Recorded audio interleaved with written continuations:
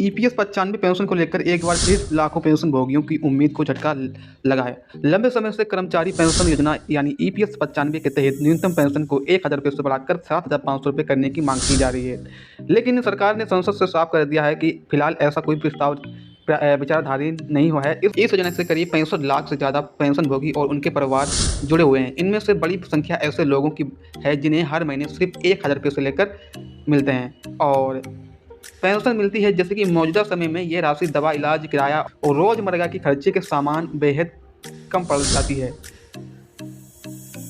अब जैसे कि लेकिन संसद ने पूछे हुए एक सवाल के जवाब में श्रम और रोजगार राज्य मंत्री शोभा करंदलाजे ने स्थिति पूरी तरह साफ कर दी है कि उन्होंने बताया है कि ईपीएस 95 फंड इस समय गंभीर वित्तीय दबाव में है और इससे एक्चुअलिटी घाटा मौजूदा है, यानी भविष्य में पेंशन देने के लिए फंड के पास पर्याप्त साधन नहीं है। ऐसी स्थिति में न्यूनतम पेंशन को कई गुना बढ़ाना व्यवहारिक नहीं माना जाता है।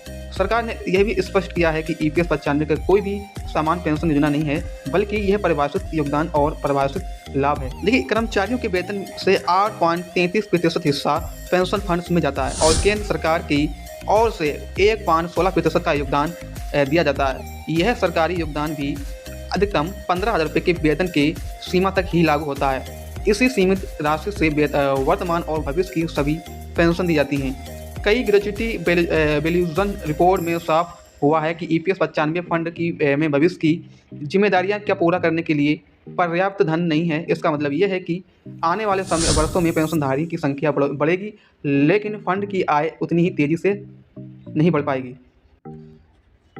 तो ऐसे में अगर न्यूनतम पेंशन को 7,500 रुपये कर दिया जाए तो फंड पूरी तरह से अंतुशुलित हो सकता है। हालांकि सरकार यह भी मानती है कि 1,000 रुपये की पेंशन बहुत कम है। इसी वजह से न्यूनतम पेंशन को बनाए रखने के लिए अतिरिक्त बजट समर्थन दिया जा रहा है। केंद्र सरकार 1.16% का योगदान लगातार दे रही है ताकि मौजूदा पेंशनरों को कम से कम न्यूनतम राशि मिलती रहे। लेकिन इससे आगे बढ़ोतरी को लेकर फिलहाल कोई भी योजना नहीं बनाई गई है।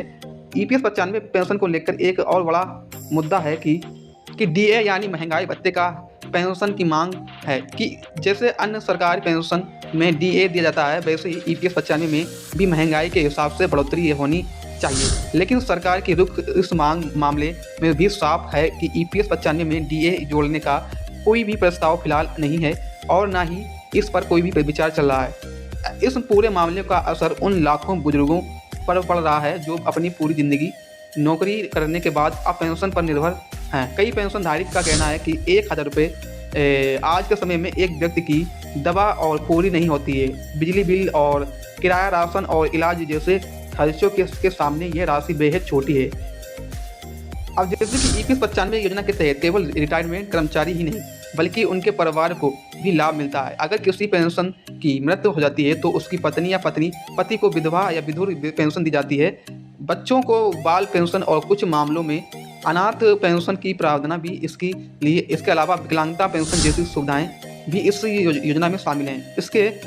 इसी बीच उच्च पेंशन को लेकर सुप्रीम कोर्ट के फैसले के बाद सरकार और ईपीएफ ने कई कदम उठाए हैं। सुप्रीम कोर्ट ने 4 नवंबर 2022 को फैसले दिया था कि योग्य कर्मचारी उच्च वेतन आधार पर पेंशन के लिए आवेदन कर सकते हैं। इसके बाद ईपीएफओ ने हायर पेंशन के लिए ऑफलाइन और ऑनलाइन प्रक्रिया शुरू की है। सरकारी आंकड़ों के अनुसार 11 जुलाई 2023 तक करीब 17,49,000 आवेदन जमा किए गए थे। इनमें से 15,24,000 आवेदन 31 जनवरी 2025 तक ईपीएफओ के पास प्रोसेसिंग के लिए पहुंचे थे। अब यहां से 24 नवंबर 2025 तक ईपीएफओ ने लगभग 99% आवेदन पर कार्रवाई कर दी है। यही आंकड़े दिखते हैं कि हायर पेंशन के मामले में सरकार और ईपीएफओ ने सुप्रीम कोर्ट के आदेश पर पालन किया है।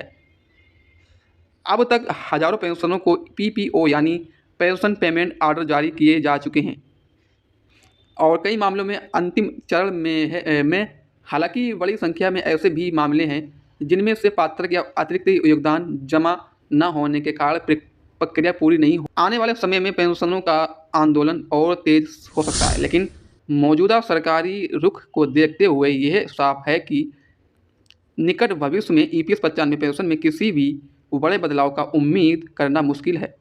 पेंशनभोगी को अभी उसी न्यूनतम राशि के सहारे अपनी ज़रूरतों में पूरी करनी होंगी, जो आज की महंगाई के दौर में बेहद ज़रूरी है। सरकारी योजनाओं और पेंशन की सबसे पहले खबर चाहिए तो अभी हमारे न्यूज़ हिंदी यूट्यूब चैनल को सब्सक्राइब करें और वीडियो को लाइक करें। यहाँ आपको मिलेगी हर बड़ी सरकारी योजना, पेंशन अपडेट, सैलरी बढ़ोतरी, राशन कार्ड, किसान योजना, बुजुर्गों के फायदे और नए नियमों की सबसे तेज और सटीक जानकारी। जो खबर टीवी और अखबारों में दोपहर से आती है वो आपको सबसे पहले यहीं मिलेगी। एक छोटी सी सब्सक्रिप्शन आपको हजारों रुपए के फायदे की जानकारी दिला सकती है। आज ही सब्सक्राइब करें ताकि कोई भी ज़रूरी खबर आपसे छूट न जाए।